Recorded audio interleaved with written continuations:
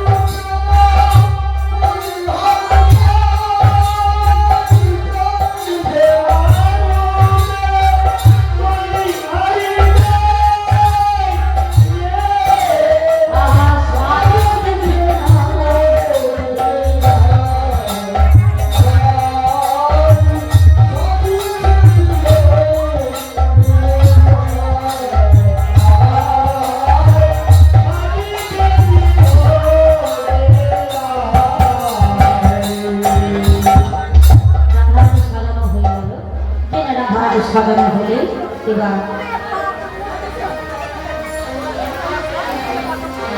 হরিবল এবার নাচ মন্ডলে যত গোপী তত কৃষ্ণ মেলে দাঁড়ায় এই যে গোপীগণেরা কোথায় যাচ্ছে এবার তোমরা দাঁড়াও সবাই এবার তোমাদের নাচ হবে যত গোপী যত কৃষ্ণ বলে এবার তোমরা নৃত্য করো আচ্ছা ধরো গোবিন্দকে ধরো চাপিয়ে ঘিরে ধরো ধরো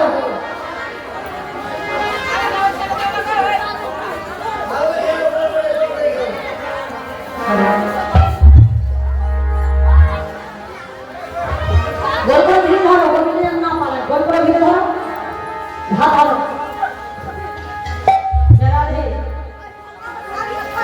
হাত ধরো হাত ধরো হ্যাঁ কোনা গো তেরে তেরে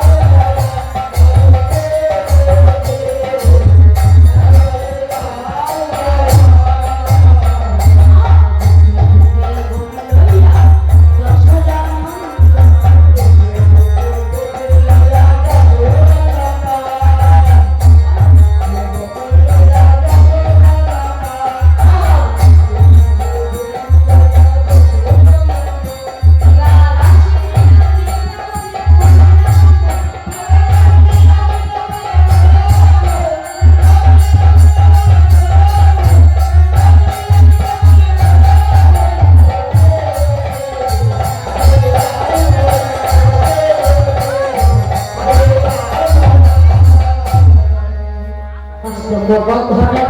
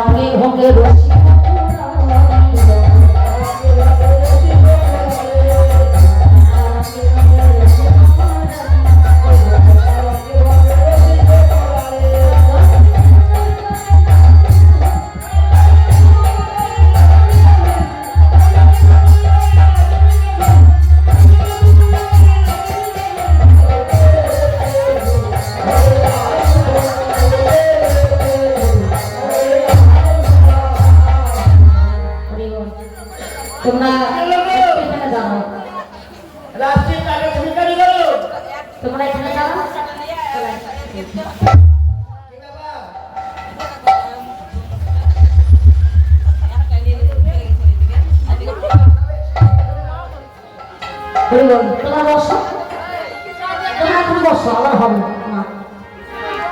হরিবল তো এদিকে রাসলীলা করছিলেন জগন্নাথ কৃষ্ণ মিলে। রাসলীলা রাসের চক্র ঘুরছিলেন। রাসের চক্র ঘুরতে ঘুরতে ঘুরতে ঘুরতে হঠাৎ করে রাসের চক্র বন্ধ হয়ে গেল। যা গোবিন্দ চিন্তা করছে, হেমা রাসের চক্র বন্ধ হলো, হ্যাঁ কেন বন্ধ হলো? নিশ্চয় পুরুষের আগমন হয়েছে, নিশ্চয় পুরুষের আগমন হয়েছে, না হলে কেন রাসের চক্র বন্ধ হবে? মায়েরা কেঁদের সিঁড়ি পড়া দাও, গানের শেষে পড়াবো, কোনো কিছু দেওয়া থাকে গানের শেষে দিবে, এখন নয় কেমন?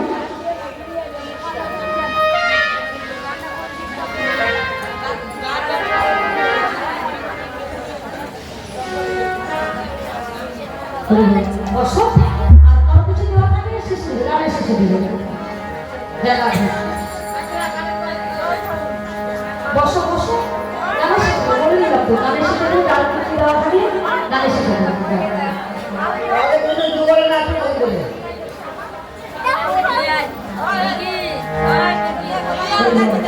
এবার সবাই বলছে, আচ্ছা বলতো সবাই গোপী আছো তো? হ্যাঁ বাবা, সবাই নবী। গোপী তোমরা গোপী? হ্যাঁ, সবাই নারী? সবাই নারী। তোমরা মেয়ে তো? ছেলে না? সত্যি বলছো ছেলে না তো? তোমরা মেয়ে হলে?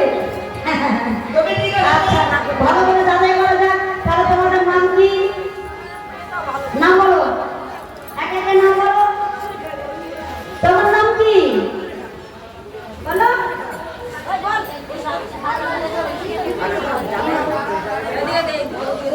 বলো। ওদি বলছে মেয়েটা। হ্যাঁ, কি বলে? নারী বলে। বলো। এগুলো খা। ও কি বলছো? ইন্দু রেখা। আমি ভাবলাম আমার ইন্দু খাই না দিলে বাবা। না না না, আমার বলা যাবে না। আবার স্বভাব গুণে আমার কারো কারো নাম হয় বাবা। অনেক মানুষের অনেক রকমের নাম হয়, তো আমার স্বভাব গুণে আমার অনেক নাম হয়। আচ্ছা তোমার নাম কি গো? হ্যাঁ, বিশাখা। ও বিশাখা। শুনছো? ওরা বিশাখা, তুমি তো বিশখা। বিশখা খাবে। বলা যায় না, যদি বিষ টিষ যদি খেয়ে থাকে। আমার অনেক মানুষ তো বিষ খেয়ে দিচ্ছে আমার। হ্যাঁ?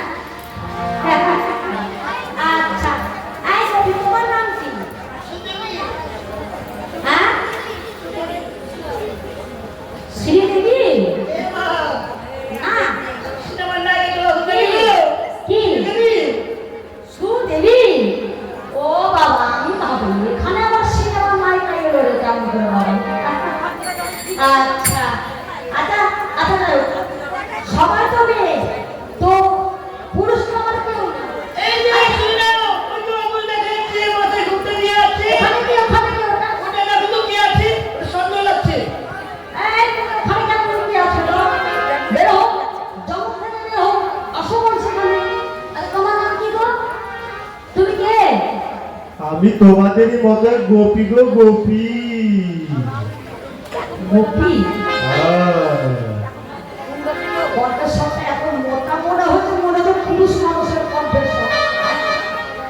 আচ্ছা আচ্ছা আচ্ছা, তাই হোক। তুমি এত মোটা কেন গো? আমাদের গরিব তো ছানা ক্ষীর মতন কত বড়ি খাচ্ছে, এত মোটা হয় না। তুমি আর কি খাচ্ছো গো? এত মোটা হয়েছে, হ্যাঁ? আচ্ছা তাই হোক, তোমার নামটা বলো, কি নাম? নামও আবার বলতে হবে? হ্যাঁ বলো বলো, তোমার নাম কি? আমার নাম হচ্ছে ধবল গোপী। ধবলপতি? হ্যাঁ। ধবলপতির নাম হয় না মনে? হ্যাঁ, ধবলপতির নাম হবে? আচ্ছা তো তুমি জানাই হো, তুমি সবাইকে তো দেখলাম, সব নারী দেখতে সুন্দর, তুমি দেখতে কেমন? এখন তোমাকে দেখা, একটু মুখটা দেখো। না না না, দেখাতে হবে, তোমাকে ছেড়ে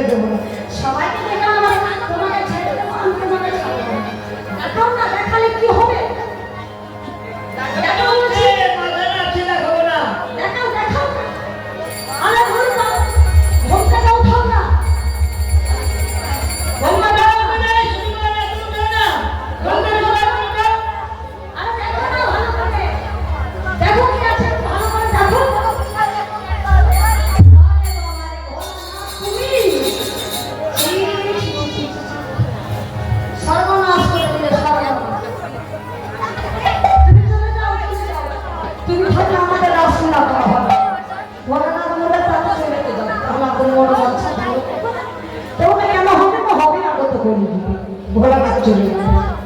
এবার বলে চলো তাহলে আমরা এবার আবার শুরু করি। তখন দাঁড়াও, দাঁড়াও। কৃষ্ণ ভালো আসছে না না রানী ভালো নৃত্য করছে, ওই ভালো করে বোঝা যাচ্ছে না,